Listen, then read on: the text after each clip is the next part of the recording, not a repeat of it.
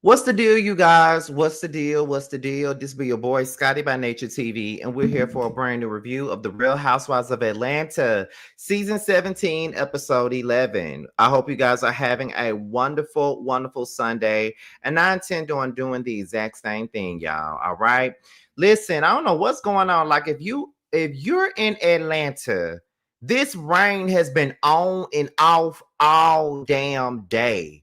It's been on and off. 1 minute is raining like fuck, then the sun come back out. Then it started back raining again like the sun went out just 5 minutes ago, then it stopped. Then the wind gusts are so damn high, you can hear the goddamn trees right by your window, and it stops raining. It's like, what the fuck is going on? I'm like, Atlanta weather is something else. I thought Mississippi weather was something else, but baby, that Atlanta weather is something else too. Okay, like it literally is. But yeah, but I gotta talk my shit just for a little bit. Y'all know I get this thing started at the 5 minute mark, child. Y'all know that. And it's already 54 y'all up in here. That's crazy. But y'all here for all the bullshit, because y'all know I got some things to say tonight. Okay. That's it. That is all. Okay. Yes, this rain is hitting the house like crazy. Oh, baby, it is. Like I'm just laying here and it sounds like popcorn. But it was really just raining. Like I don't know what the fuck going on, but that weather is something serious, honey. The weather is something serious, and that's just it. Like for real, for real. Like it's crazy. Um, Let me see. I'm not an ATL, but we got rain for about 10 minutes. I don't know, but it's been raining every fucking day here in Atlanta, and I'm tired. I'm tired, but I know we went a while without rain, but baby, shit. How much more rain do we need? Do you hear me? Okay. Weather tripping in Memphis too. Raining like cats and dogs. Honey, I'm just here to say that Phaedra stole Edna Mo's wig. Oh my goodness. Listen, we got a couple of things to get into tonight in this review, and some of y'all gonna be mad with the shit that I got to say. I really feel that that's going to happen because it always does, but I'm already getting myself prepared for it. Um, Let me see. I gotta listen to Nikki Gilbert's interview with Sherry Dennis. I don't know if y'all been watching Nikki Gilbert's interviews, but she been doing interviews she did an interview with Miss Jones. She did an interview with Terrell Hicks last week, and now she doing what with Sherry Dennis. I don't know, but it feels like all these women that Nikki is interviewing, they're going to be on R&B Divas New York, because we already know that Miss Jones is going to be on there. So she's making me feel like Terrell, Miss Jones, and Sherry Dennis is all going to be on R&B Divas NYC. And baby, I'm here for the mess. I hope y'all know that. But y'all, it's 83 of you guys up in here so far. So let's get into the things now. Let me shout out to my moderators. Shout out the moderators that are here, because they already know what time it is. We got Aquarius L7425. We got Payne. We got Ravine. We got Gabby, and we got Norris, and we got Sharice. Okay. So y'all know what time it is. We at the 4-minute mark. Y'all know we get started at the 5-minute mark, which means we need for the moderators to make, and we got the jail slayer. We need the moderators to make sure that everybody's engaged and everybody's leaving their fire emojis in the chat. And not to mention, everyone is giving their strong opinions, but in a respectful way. Don't disrespect me. Don't disrespect people in the chat. Let's make this a fun time. We all Scotty gang. We're here for one thing and one thing only, and that is to be entertained. So let's leave these fire emojis down in this chat as we get prepared to hit the 5-minute mark, so we can go ahead and get into the show. We're 7 seconds away. Okay, we're definitely 7 seconds away. And we're about to go ahead and get into it. Can you please review Heart and Hustle Houston? I am going to review that show. I just have to catch up. I'm almost done with episode 1. So once I get to episode 3, I'll be in the game. All right. So we're about to get into the show. But before we do, let's get into this disclaimer. I know some of you motherfuckers, when it come to this goddamn Real Housewives review, act like you know these bitches. But let me tell you one thing, we're not gonna do that this season. You will get motherfucking blocked with the realness. You can have your opinion about these hoes, but don't come at me about mine. It's a fucking opinion about some bitches that you or I don't fucking know. The only difference is I'm getting paid to do this review. You ain't. So mind your motherfucking marbles, bitches, because some of you hoes, when it comes to these Real Housewives, are fucking psycho. just getting that shit out in the open before we even start this season, because I have never reviewed a show where bitches is more fucking retarded over some bitches that they don't fucking know in my life. So let's go ahead and get into the review, you guys. We got 122 people up in here so far at the 6-minute mark. So let's go ahead and get into it. So we pick up, well, we don't really pick up where we left off, but we start off with Shamea pulling up at Cynthia's house, okay? And Cynthia got the porch, you know, set up with some food and shit like that. And let me tell y'all something. I really love Lake Bailey. Okay. I don't know what it is. That's probably one of my favorite homes on the Real Housewives of Atlanta. It's definitely Lake Bailey. I would want to have tons of events at Lake Bailey Beach. Okay. Like just off on the gang. I want to have all kinds of events. Like, let's have a barbecue at Lake Bailey. Let's do everything. But I think that I think that Cynthia throws like the best events, like the Bailey Bowl, the Bailey Q, you know, all of those different Qs and shit. We love that. You know, we really do love that shit. So we need to get that, you know, on and popping. You know, I love to see that. Okay. So Shamea comes in, you know, they hug each other. And they start talking about Shamea's issues with Drew and Angela. Let me just go ahead and tell y'all this right now. I feel like Cynthia is really full of shit. And I feel like Cynthia is not neutral. And I feel like Cynthia has already picked a side, which she really don't have to. And I feel like she blindly is loyal to Drew and Angela. And she don't really be seeing the bullshit that Angela literally be doing. Like, for instance, when Angela was out here saying that Shamea was fucking around on her husband, she didn't have nothing to say about that. But when Shamea was dissing Angela, calling her Bigfoot, she was trying to defend her. And I'm like, girl, but you didn't have this same energy when a bitch was talking about somebody fucking around on their husband, but you got a big damn issue about Bigfoot. It's just like they pick and choose. See, and let me just say this, okay? So I'm the type of person that looks at things like this. I don't care if I like you or not. If I see that you're wrong in something, I'm going to say it. Like with K. Michelle, I've seen that she's been wrong in a lot of situations, and I've said that. When it came down to Kelly, I've seen that she was wrong in a lot of situations. I've said that. Even when it boiled down to Shamea, if she was wrong, I said that. But a lot of the times, you can say that Kay wrong, you can say that Shamea's wrong, Kelly wrong, Pinky wrong, and all those different things, and people are fine with that. But the moment that you go over here to the fake foe and say when they're wrong, then that's a damn problem. And for me, I kind of find myself rooting for the people that everybody hates, because I feel like anytime they do something, it's always a think piece or a fucking issue. Shamea could just walk up in a damn barbecue and ask for a plate of ribs, and they'll go in on her. Like, that's just the way that it looks to me. You feel what I'm saying? So I do kind of find myself, I don't have a side, but I do find myself rooting for the ones that everybody tends to hate so much. Because I feel like all of the hate is unwarranted. Dislike, yes, but the hate is definitely unwarranted in my opinion. And if you don't like what I'm saying, and that's on you, but that's just how I feel about it. I can honestly, openly say that I do sometimes root for the people that I feel like is hated on the most. And that is Shamea and Kelly. I do think that they have their ways about themselves, and they be doing shit, but they don't do nothing no more than the other motherfuckers do. But the thing is, y'all like them other motherfuckers and y'all don't care. That's just the way I see it. But however, she says she really don't know what the issue really is with Drew, and she really don't know what the issue really is with Angela. And then Cynthia was like, well, why didn't you invite Porsha to Gerald's party? And my thing is this, why does she have to? She don't have to invite Porsha to Gerald's party. And Shamea said, well, that was a little bit much. And then that's when Porsha was like, that's when Cynthia was like, well, let's wait a minute now. Let's wait a minute, because Porsha did invite you to her dinner. Cynthia, who cares? Just because Porsha invited Shamea to her dinner party, that don't mean that Shamea has to invite her to her husband's birthday party. See, a dinner party is different from a birthday party that's thrown for her fucking husband. She don't have to have Porsha there, Cynthia.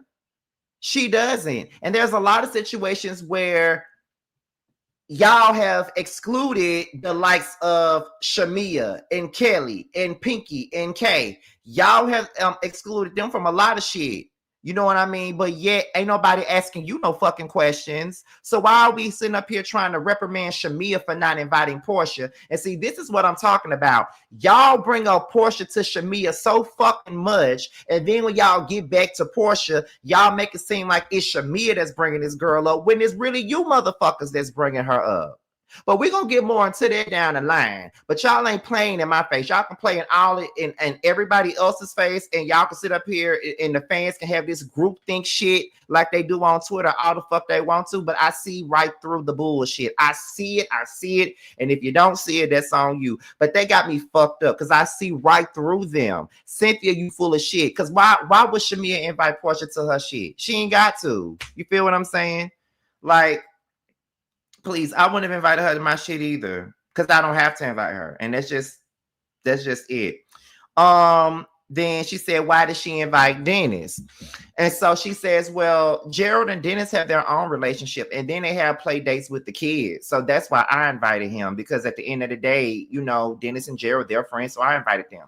That's the one thing that I disagree with Shamea. I personally wouldn't have invited Dennis because of the way it's gonna look. Like, you didn't invite Porsha, but you invited her baby daddy, and it looks crazy to invite her baby daddy and not her. You feel what I'm saying? But in the same breath, if Gerald and Dennis are actually friends, then Dennis being at Gerald's surprise birthday party really shouldn't matter if Dennis is there, if they fuck with each other like that. That's just what it is. So that's when Shamea said, I'm not even gonna get into our personal business at the end of the day, but you know what I'm saying? Me and Porsha had like these nasty text messages and things like that. And so it's kind of like there was a lot of things said. There was some things said about me and my marriage and all of that stuff. So it's like, I just don't want to talk about Porsha. I don't want to discuss Porsha. Like, it is what it is. We need to talk about it amongst ourselves. So Cynthia was like, well, it just feels like you and Porsha's issues are bigger than this group. So I'm just going to, you know, leave that alone. That's what all of y'all should do. All of y'all should leave it alone.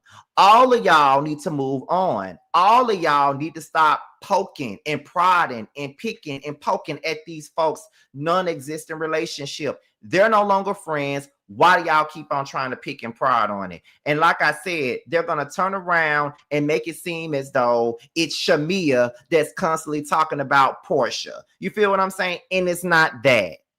It's not that. Y'all keep bringing them up. So then she started talking about the IVF struggle and how she's having a hard time with, you know, getting eggs fertilized and all of those different things. And she's just been going through a lot when it come down to that. And so Cynthia was like, well, with everything that you got going on with your IVF journey and all of that, do you think that the energy that you're having towards the ladies is misdirected? And Shamea said, it's not misdirected. The energy that I'm giving them is what they deserve. And to be honest, though, I just got to be real. I don't blame Shamea, and I don't feel like that her energy is misdirected from nothing. I don't, because the people that she got issues with are people that want to constantly keep having issues with her. For instance, let's talk about Angela. Angela want a problem with Shamea. The issues that her and Shamea got really ain't that fucking deep. It's not. But Angela keeps making it a big deal. And she won't admit that she did like the match when it came down to Porsha and Shamea falling out last season. Now, let's be clear.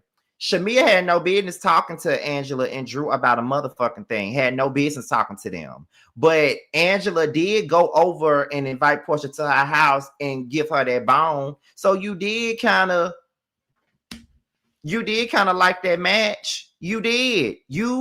I mean, they already had their issues. Don't get me wrong. Like, Porsha and Shamea been having issues in their friendship for the longest. They've been having issues for years. But we're not going to sit up here and act like you wasn't a part of the issue, because you were when you did what you did. You brought that shit to light. But Shamea, you also got to take accountability for running your mouth to people that you shouldn't have been running your mouth to. You didn't know Angela from Adam. If you, like I said last year, if you wanted to have a conversation about your disappointment in your relationship with Shamea, you could have had that conversation with somebody like Cynthia or something, or even Kenya for that matter. You didn't need to be talking to Angela nor Drew about a motherfucking thing, because all they did was take that and run with it and all of that other shit. And then when it come down to you and Drew, like, you and Drew's issues were petty. The biggest thing that you did to Drew was set that meeting up with Ralph and Porsha. But the thing about it is, Porsha was at that meeting just as well as Drew, just as well as Shamea was. And not to mention, Porsha spent all season shitting on Drew and saying that Drew was fucking on her baby daddy for tracks. So it's so crazy to see how Drew and Angela can sit up here and forgive Porsha, but still got all of this damn energy for Shamea. But nobody sees the weirdness in all of this. You feel what I'm saying? Like, everybody did some snake ass shit. Everybody did some shit to each other. But it's just that y'all choosing to pick and choose who you want to forgive. And that's your right. But I'm just gonna call it what it is. Like, Angela, you was beefing with Porsha all season. The lady said she would fuck your husband and you forgave her. The same thing with Phaedra, you forgave her. Same thing with Drew. Phaedra said shit about you, you let it go. Porsha drug you the whole entire season and you forgave her, and now you up her ass. And now you talking about something, oh, we the core five and all this other stupid ass high school team shit that y'all doing. But yet y'all can forgive Porsha, but not Shamea. So that's why, to me, it always looked like they're targeting Shamea. That's the way it looks to me. I'm not saying that it's true. I ain't saying that it's in the Bible. I ain't saying that it's a fact. But that's just the way that it looks. Shamea got her ways. I call her out on her ways all the time. But so does these motherfuckers that y'all be going up for too. I'm sorry, but I see right through them. Let me see. So yeah, I disagree with Cynthia when she say that the energy is misdirected. I don't really see it at all. Like, it is what it is. I just don't. And the fact that Drew can look at somebody and say it's obvious that you don't fit in. Girl, it's obvious that you're glad that you're finally fitting in, because you had a hard time fitting in yourself. But I ain't gonna go there because this ain't got nothing to do with that. But let's move on. So K Michelle and Pinky, they meet up for like lunch or whatever. And Pinky says that she's celebrating franchise and she's very happy about everything that she's had going on. And she really thought that this whole stint with bankruptcy was probably going to be one of the worst things that's happened. But even though she's going through the bankruptcy and all of the things that she's been dealing with that, she's still been able to have a lot of great things, come to her and things like that. So it is, it is what it is. You feel what I'm saying? So I do understand where Pinky's coming from. Like, even when you're going through some of the roughest times and the baddest shit, sometimes that's when you receive a lot of your biggest blessings during those particular moments. So shout out to Pinky for even constantly, going along. You know what I mean? Because that's what you need to do. Like, a lot of times we go through storms and all kinds of stuff, and we really don't, because sometimes we allow these storms to keep us in a certain predicament or in a certain place, and it'd be like, I'm going through this storm in my life and I don't really see myself moving forward in my life. But you got to look at it in a different way. Give yourself some time, because even when you do move forward and do what you got to do, you feel what I'm saying? It's kind of like those moments, those positive moments do come during the negative. So shout out to Pinky, like I said, once again. Let me see. So let's move on to K Michelle. So K Michelle says, I think that everybody goes through their seasons in life, and I feel like I'm going through mine, and dealing with the comments and people making you feel like you don't belong and all of those different things. We can sit up here and act as if people telling you that you don't belong isn't bothersome, because it really is. Especially when you're genuinely trying to get to know people, and when people kind of shut you the fuck out, it is bothersome. Even as an adult, it is. You feel what I'm saying? Me personally, I'm used to not fitting into certain groups or certain aesthetics. I'm used to that. I'm used to not hanging with the cool crowd. I'm used to being an offbeat. I'm used to being an underdog. So that could be one of those reasons why I kind of find myself rooting for the Shameas of the world, because I understand being an underdog, and I understand, I get that. You feel what I'm saying? So I get it. The thought of somebody telling you that you don't fit in is, a thing. You know what I mean? And before y'all come up in here and try to correct me, I'm not even talking about what she was saying at the table at Phaedra's house when it came down to her talking about Drew and you're on your way out. That ain't what I'm talking about. I'm talking about the comments. You got to realize when this was filmed. And when this was filmed, there were people in the comments basically saying she don't fit this crowd. She's not good enough for Real Housewives. I mean, listen, people said that I wasn't good enough for web reality. But I carried a whole show on my motherfucking back. Every scene, it was about me. So I understand. No, I get it. I understand, baby. I do. Let me see. So she says that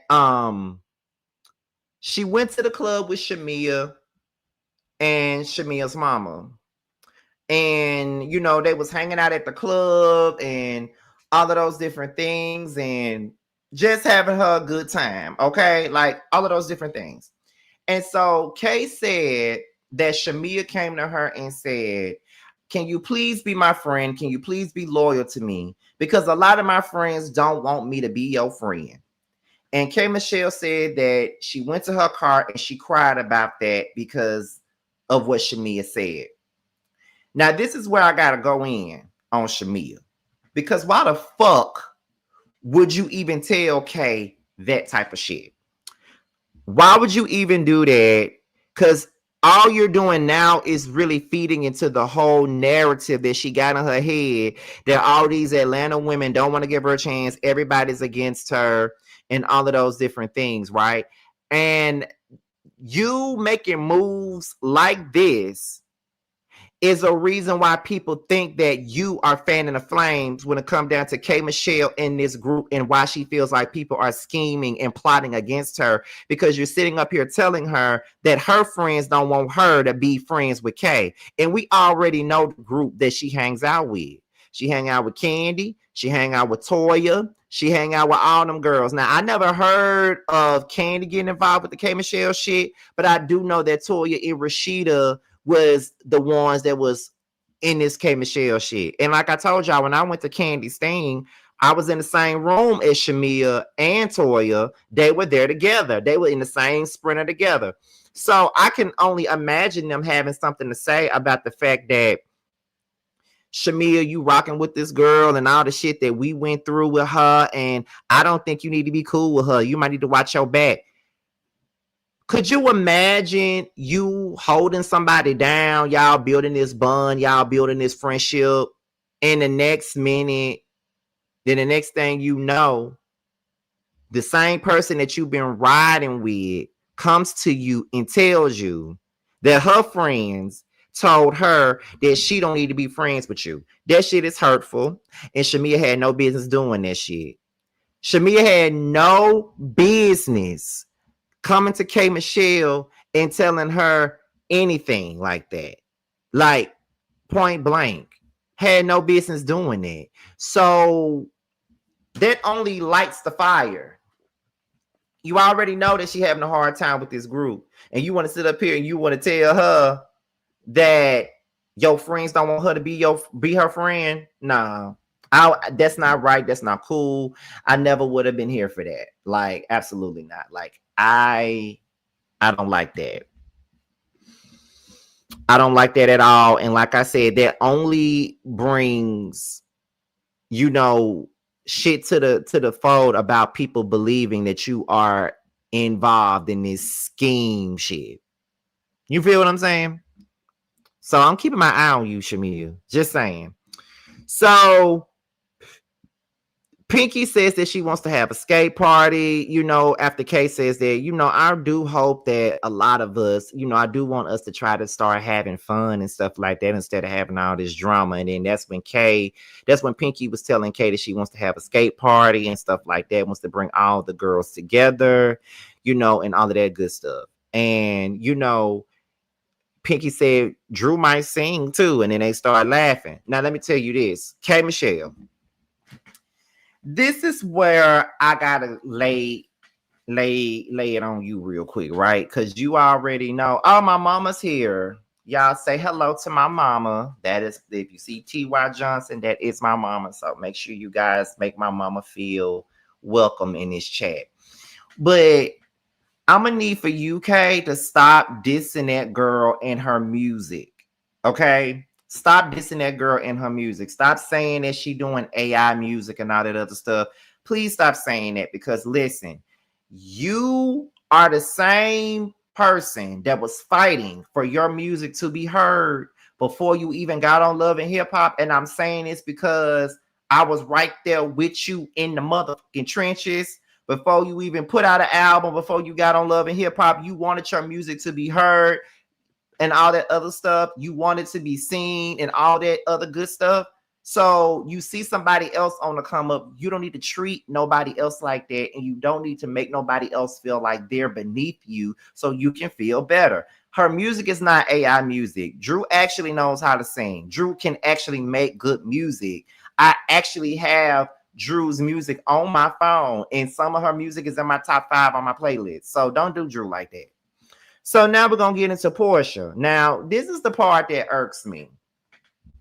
First of all, Porsha, I'm going to need for you to stop faking these storylines. I'm really going to need for you to stop faking, because you and this big muscle man is not together for real, and you don't want that man. You only got this man on here to spice up your storyline, and I'm really going to need for you to stop playing with the people. Stop playing. You know that man is, you not dating that man for real. You dating that man for the show. And that's it. And that's all. It's fake and it's phony. And that is the thing that I cannot stand when it comes down to some of these housewives and shit. They sit up here, pick up these men and say, okay, listen, I need me a storyline. I need a storyline. I need a storyline. And the reason why I need you to be here, because I got a storyline and stuff. I got me a storyline. I need for y'all to really, I need for you to come through and get it together, because I got a story. I need a storyline, and you might be the best person for me to have this storyline with, so they can see me dating. Like, stop. Like, if you dating the stud, then just date the stud. Like, what are we doing, Porsha? Like, and y'all talking about Shamea be making y'all be cringy. Porsha and this man is cringy. That's who's cringy. That who making me cringe, because that ain't cool. I don't like that. But anyway, he comes over. She got her chef over there. And he's cooked for Mike and stuff like that, and he's pretty happy with that. He don't really know what he over there for. But it's kind of like this. So he's over there, and he says that he wasn't happy with her comments on CultureCon. And basically, in so many words, he was saying that Porsha was saying that she's dating, and they both know about the other. He's fine with it. She's fine with it. So, that's what he don't like about it. But look at who you talking to. You talking to Porsha. Like, this is just the shit that she be doing. So then Porsha says that they need to make a decision on what they want to do. Like, what if I don't want kids? What if I don't want this? What if I'm not looking for this? What if you want marriage? What if I don't? And he's just trying to make sure. He said, are you sure you don't want any kids? Porsha feels like at this point in her life, she doesn't want to have kids. She feels like it's going to be an issue for her to have kids. And I definitely feel her on that, due to the fact that Porsha is in her mid 40s now. And it is like a hard time for women her age to have babies. And the IVF stuff is definitely a lot for women when they get those shots and stuff like that. Like, it is a lot. So I can honestly understand why she's not really feeling the notion of having another baby or doing all this extra stuff. They do a little thing, whatever they do, and she says, let's cheers to taking it slow still. Y'all not doing nothing. I feel like this. And y'all saying that Mike is fine and he's a good looking guy. Let me just tell y'all, I never once said that he wasn't. But what I'm telling y'all is what he doing on this show is fake and it's bullshit. But this is the kind of stuff that a lot of y'all be going up for when your faves be doing it. It's just that simple. You feel what I'm saying? Um, just because IVF is an option doesn't mean it's the right one for everybody, and that is true. I was gagging when I saw Shamea in the airlock commercial, though. Oh, absolutely. Porsha not finna mess up that body. Of course not. She paid too much for it. I wouldn't want to mess up my body either. If I paid all that money for my body to look like that, I wouldn't be trying to mess it up either. That's just the truth. And I ain't even trying to be funny when I say that. I'm really being for real. Like dead ass. Like I'm literally being for real when I say that. But moving forward, as Miss Mish would say, we're gonna get into Kelly. So Kelly is moving. She had a lot of things that she's been going through a lot of things at her residence. Y'all know that stuff hit the blogs about her and her neighbor and the physical altercation and all of that different stuff that had been going down with the neighbor. And now she feels like she's forced to move and she's moving within weeks and at this point. And so Lamont says that Kelly needs to be Beyonce to the BS. But she says, I get being Beyonce to it, but sometimes I want to be Cardi B to the bullshit. And to be quite honest, I feel what Kelly is saying. I promise you. Because let me tell y'all, it be so much shit. I be Beyonce too, but really I want to be Cardi B. It been so many different scenarios that I have dealt with over the last year where I just want to get on my YouTube and scream into this mic and be Cardi B and go off on every single last one of you raggedy ass bitches. But I ain't did it. I'm just gonna keep on being Beyonce. I wanna enter my inner K Michelle and Cardi B so bad, but I just don't. I just don't. You feel what I'm saying? Let me see. Porsha can twerk and say sexual things that are cringy. When Shamea does the same, she's committed a crime. I agree. I like Kelly. I like all the chaotic short girl energy on God. I like the fact that she's not afraid to, go at the name. That's what I like about her. Too Feisty says, I can relate. Child, listen. Scott definitely shown restraint during chasing Atlanta. Baby, listen. She had a physical altercation with her neighbor. Yes, she did.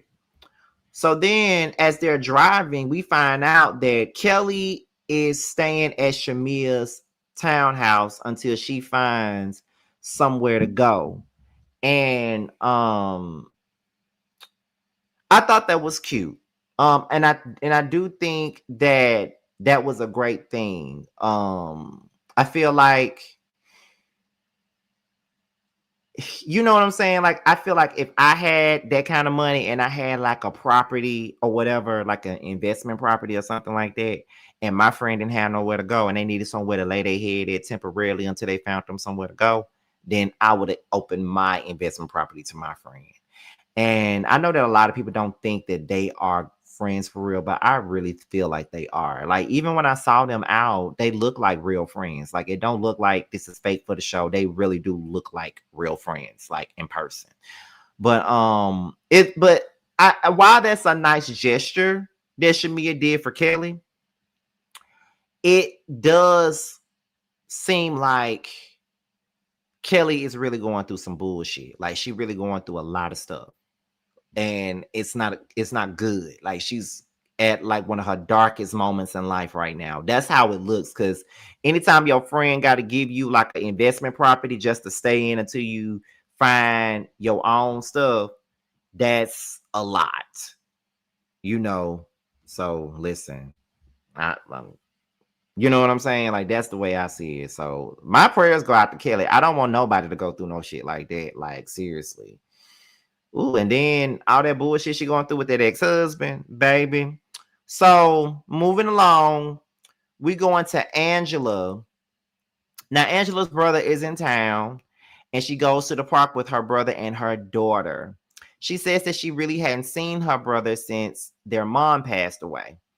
And she was basically saying how difficult it has been for her since her mother passed away. And she says that the kids have been all affected in a different way. Like there's some that shows their emotions, but then there's some that don't really like to show emotions. And then even with Angela, she sometimes don't think about it, but when she does, she kind of breaks down. And I don't, all I could do was sit there and watch this because again, I never experienced losing a parent, and I don't know what I would do if I lost either one of my damn parents, to be quite honest. But it's just I, I can't relate to that, but it's kind of like, I don't know, it's kind of like, it's kind of like this for me, like let me see. Scotty question. Does it help you to listen to these commercials or can we skip through? What commercials? What commercials y'all talking about? I just try to view it as someone, like when you're grieving over anybody, it doesn't necessarily have to be a parent, but it could be somebody that was very close to you. And sometimes when you don't really register that grief, it kicks your ass later on down the line. Like when you lose somebody very closely to you, you could tell when you're not registering that pain that you feel, because I feel that same way about my cousin Montel. Like he's been gone now for like 4 years and I haven't necessarily dealt with that pain. I kind of gloss over it. And I feel like if I've registered that, then I wouldn't be having moments of sadness. But then again, even if you have registered grief, I do feel like you still are going to have those moments. And I feel like Angela has not really dealt with the grief of losing her mom. I feel like what she's probably done was just go through life as if life is life in the same way it was before before her mom passed. And sometimes people's ways of grieving and dealing with grief is basically like going back to the basics. Okay, I done did all my crying this week, I done buried them, now I'm gonna go back to work and I'm finna work my grief away. And people sometimes feel like that's something that makes them feel better, like, you know, me working my grief away and all this other stuff is great. But working, sometimes throwing yourself into work, that doesn't really help. Like it's a distraction for now, but in all reality, that distraction don't last. And I hate to sound negative, but am I telling a lie though? Because sometimes people do take their grief, and when they do their grief, they pretty much be like, okay, I'm just gonna throw myself into work and that's gonna make me feel better, when it really makes them feel better for a time. It's not all the entire time, but it's a time where it makes them feel better. It just doesn't, it's only for a moment. You feel what I'm saying? So yeah, I can only imagine what she's going through. um then they start talking about Amari getting married. She's still upset about this. I don't know if this is true, right? I'm just putting this out here just to see what you guys think, right? So, somebody on Twitter said that they think that Angela doesn't accept her daughter marrying another woman. Someone said that on Twitter. And I honestly don't know if that's the case. You know, I've had very strong opinions about Angela this season. Y'all know that already. But I don't know if that's really what this is, if that makes sense. Like, I don't think that's what this actually is. I think it's more so her being upset about the way it happened, not really about who it happened with. And I would honestly hope that that's not what it is. But I don't think that she's upset about her dating or one. I don't know. But it does give me questions though. Like there are questions here. Like I do wonder if she oh my god. I'm trying to say this the right way. Like I wonder if she knew that Amari was gay before she got married. You know, like it does wind up a couple of questions here. But you know, just telling you, you know what I'm saying? Okay, moving forward, let's continue on, y'all. So Kelly goes to see Phaedra, and Phaedra got on her lawyer wig. You know, when she's at her office, she don't dress like a city girl. She goes back to that Southern Belle lawyer shit that she be trying to be on when she's being serious. And Phaedra's partner is in there, and then Phaedra tells Kelly that she did a filing, and she thinks that she's going to do another filing for child support. And she also told Kelly that she will represent her for free because she sees a lot of what she's going through, all of these different court fees that she's paying for, and how she's going through a lot of things right now. And Kelly says that she's grateful to Phaedra and Shamea for actually looking out for her. We can say what we want about Phaedra, including me.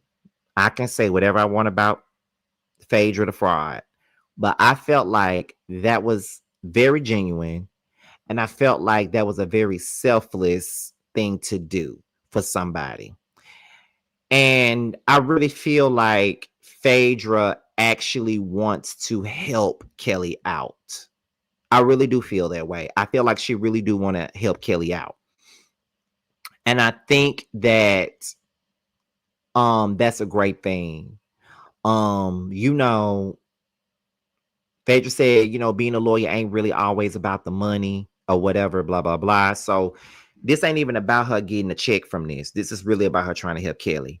And she said she been through a tumultuous divorce. She know how it feels to have to pay court fee after court fee, dealing with all of this different stuff with your husband and all of that other stuff. So she pretty much understands about the situation. So I'm wishing the best for Kelly. She got a lot going on.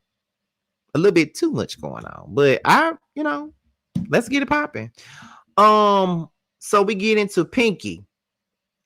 And she goes over to visit Montel Jordan. Baby, let me tell y'all about Montel Jordan. Montel was one of my faves growing up, okay?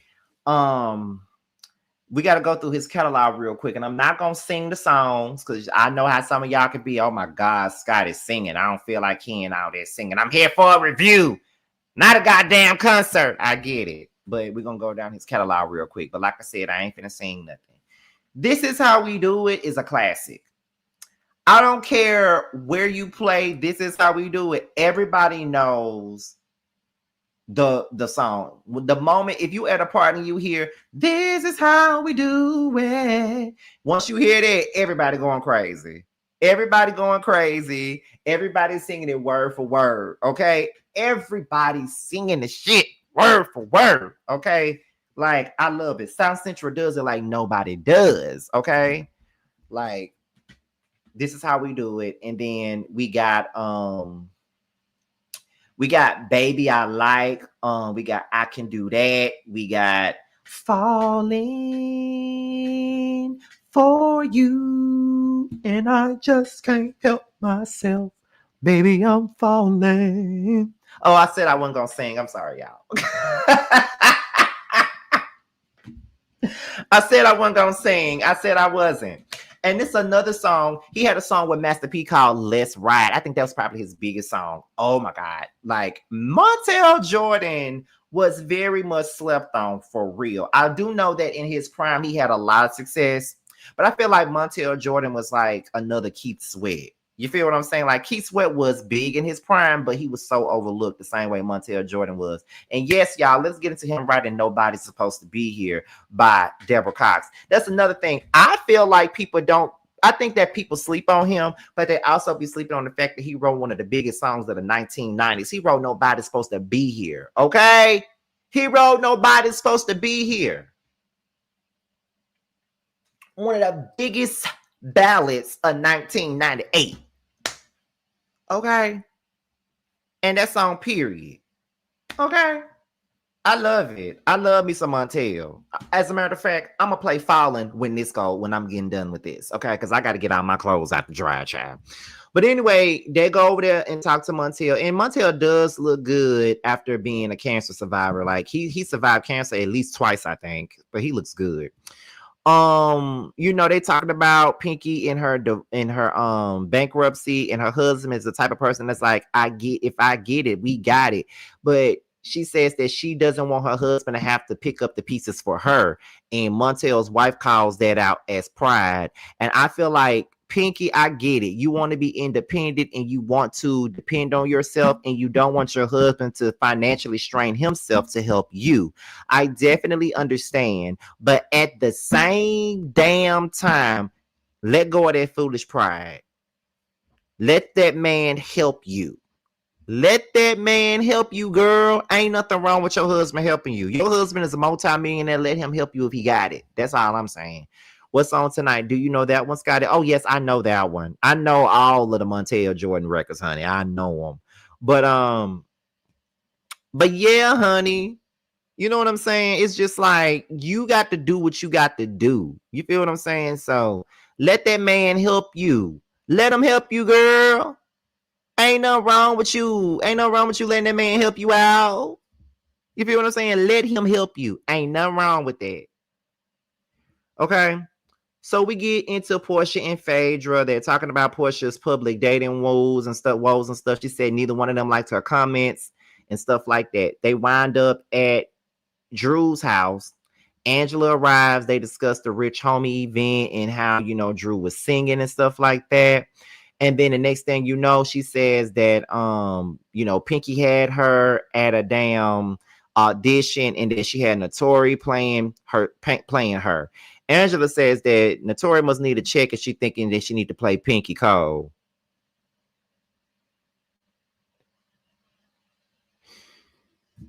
Anyway, so then this is what got me when Drew says the situation was okay, but Shamea wanted to talk about Porsha. Why Drew lie? Why did Drew sit her ass up here and lie like that? Shamea did not bring up Porsha, not once. She brought up Porsha. And I feel like the reason why they keep on trying to throw Shamea under the bus and say, well, she brought you up. She did not bring that girl up. Shamea did not bring up Porsha at all. She did not bring that girl up. Drew brought her up. Drew said, because Shamea was like, I don't know what the issue is. And then Drew said, we didn't really have an issue, but I was beefing with her best friend, Porsha. You brought her up. Shamea didn't bring her up. You was trying to talk about Porsha like you always do. Like, what's the point of you lying? You literally sat up there and lied. And I feel like y'all are literally trying. And I feel like the reason why Porsha and Shamea get into it later on this season is because of these motherfuckers. And them constantly trying to throw Porsha and Shamea in the same ring. I really feel like they are going to be the reason. Mark my words, because they keep on trying to make this Porsha and Shamea thing, and Cynthia even tried to do, like, they're all doing that, and that was so irritating. But like I said, they the fake phony five sitting at their table pretending like they like each other and all that other shit. And I just felt like that was just crazy. Like, y'all really sitting up here lying on that girl. So then Drew discussed her fight with K. Michelle and Shamea and all that. One thing that Shamea and Drew got in common is that they cannot tell a full story. They don't tell a full story for nothing. They leave shit out. They leave bits and pieces out of the story. They say this, but they leave out that. They don't make the story complete. Both Drew and Shamea both got that bad. That irritates me. If you're going to tell a story, tell it the right way. If you're going to tell a story, tell everything that fucking happened. Don't leave shit out. Don't add shit in, because that's what the fuck they do. they irk me, but this whole scene irritated me anyway because they all fake and phony to me. So we go to Pinky's skating party. Okay. Apparently Pinky invited this dude that they met at Drew's thing earlier that day, and they trying to get Drew to start dating now that she's not dealing with Ralph. And then Porsha gives Angela a picture of her mama that she got done at Neiman Marcus, and everybody pretty much supports Angela, being that this is the anniversary of her mother's death. And I really, really enjoyed seeing all of the women coming together for Angela. Now, this is some sisterhood to somebody, what they were doing then. Like, I love that. And I also love the fact that they were really having fun with each other. Like, we all like the drama. Don't get me wrong. We like the drama. We like the arguments. We like them to read from time to time, but we also like to see them genuinely having fun and just being in each other's company. So I enjoyed that scene. I actually enjoyed this episode, as you can see, because it was very lighthearted, sisterhoodish. I enjoyed it. So Dennis comes over to Porsha house. He talks about the comments that she made on what was it? Con shit, culture con. And Dennis thinks that Porsha needs to slow down and that she don't need to be introducing PJ to none of these people. And she said, I haven't introduced PJ to nobody. To be honest, Dennis does have a point. Porsha do need to slow down. Porsha do need to slow down because she moved very fast when she was with fucking Simon. And we see how that went. A lot of the things that Dennis was saying, he wasn't lying. Let's be real. A lot of the stuff that he said wasn't a lie. And so not only did he say all of that to her, but he also was like, he says, when you was dealing with Simon, I was sitting in the background waiting for this, waiting for this to pretty much end. You feel what I'm saying? And so that is when she said, that is nasty for you to be sitting up here like counting down my divorce. We always counted down because it wasn't genuine. Then Dennis says that he was intentional from day one when he wanted to propose to her and marry her. But Dennis, you're the one who cheated. Dennis, you're the one who fucked her over. I really felt like Porsha really loved you that first season that you was on the show. Like, for real. And during season one, I really wasn't even feeling Porsha like that, like at all. I wasn't feeling her, period. But I really felt like she was really into you. Like she was goo goo gaga, gushing and bushing and blushing and all that other shit when it came down to Dennis. I really felt like this was some real love for her because after Cordell, we didn't really see her with nobody. Like she was just out here, you know, doing her thug thizzle. She really wasn't with no man. And when she got with you, she seemed to be very happy and she wanted that shit to work out. Like seriously, to the point to where y'all went to therapy and all kinds of shit. And I just feel like Dennis, it's too little too late for you to be trying to sit up here and act like you really want to be with Porsha. You cheated. You fucked up the relationship. You did that. I don't understand why men just can't admit when they are wrong in certain situations. I don't get it. It's like, to me, these men be knowing that they fucked up and they don't want to own up to the fact that they indeed fucked up their own relationship. Now, I'm not saying that Dennis don't have no love for Porsha. I ain't saying that he don't love Porsha. I really think that he do love Porsha, just like I really think that she loves him. But it's run its course. You got to understand when enough is enough and when the time needs to, and when something needs to come to a close. And the thing that Porsha and Dennis need to realize is that they need to come to a close, because I don't really feel like Porsha and Dennis have necessarily moved on for real. I really do think that there was some fucking still going on between the two of them. I still think that. And even though he did her dirty, Porsha still wanted to try to make this shit work out with Dennis. And I really felt like she really, if she could have made that decision, she would have been with Dennis and not Simon. That's what I really believe. And I believe that she chose Simon because she couldn't have Dennis. That's what I think. Then when he gave her that ring back, she cried and said that he was her trauma. And I, for once in my life, I felt so bad for Porsha because I felt like Dennis was literally gaslighting the fuck out of Porsha. I feel like he was gaslighting the shit out of her. For real. And that whole scene was fucking dirty and low down. Like it literally was. So to me, it's kind of like, that's crazy. That's real. That's crazy. Like Dennis, what type of shit is that? That's real fucked up. You feel what I'm saying? Like fucked up. I don't like that. I ain't like that, Dennis. I ain't like that. But Porsha, what I will say is, while I'm on your side in this situation, I do think that at the end of it all, you do need to slow down. I don't think that you really know what you want to do. I think that you're looking for love in any way possible that you possibly can. And when you do that, I feel like when you do stuff like that, you're not giving yourself no chance to really heal. And I don't think you really had healed from Dennis when you chose to get with him. Well, get with Simon. You wasn't healed all the way. You feel what I'm saying? So it is what it is. That's how I feel about it, y'all. But with that being said, with that being stated, okay, that's pretty much all that I got for tonight's review of Real Housewives of Atlanta. I really hope that you guys enjoyed this episode. I hope you enjoyed this review and all of those different things. Before we get up out of here, y'all know I got to do my little promotions before we go. Let me see. Make sure you guys go and support my best friend Sammy. He has a t-shirt line on Etsy, so make sure you guys go and check him out. It's called the One T Shop. Go and check it out.